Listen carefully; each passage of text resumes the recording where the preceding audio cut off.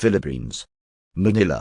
Magpaliglo at magsisi, kaibigan, sapagkat sabi ng Biblia, kaibigan, ayaw ng Diyos na ang tao ay mapahamak ang kanyang buhay.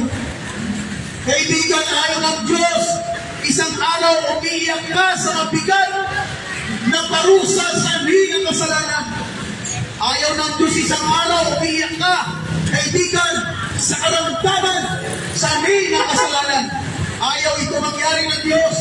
Kaya ang Diyos Alaman, tumatawa, kumakain, humihinga. Kailan po natin ma-appreciate yung mga pagpapala na ibinibigay sa atin ng Diyos? Baka masyado na tayong abala sa mga walang kwentang bagay. Baka masyado tayong abala sa bisyo at kasalanan, kapatid. Upang malaman natin na tayo po ay kanyang minamahal.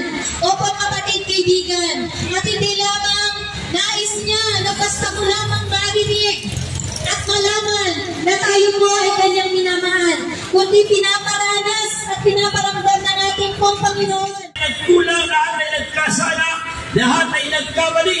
Wala lumahanap sa Diyos, kundi bagkos lumihis ng landas. Hindi lang yun. Hindi lamang ang tao mahanap sa Panginoon, hindi lamang lumihis ang tao sa landas, kundi siya din ang kanyang ginawa sa aming buhay. Pagkamat hindi kami ganito noon, ngunit sa pamagitan ng kanyang mga salita na ating mga pakinggan sa bawat araw, mga ganitong mga aral sa kalsada ay saan man sa sulong ng puto, mga kapatid, nandito na ang Espiritu kapatid kayo na lamang ang pag-ibig ng Diyos sa sanlibutan at sa oras na ito'y binigay niya.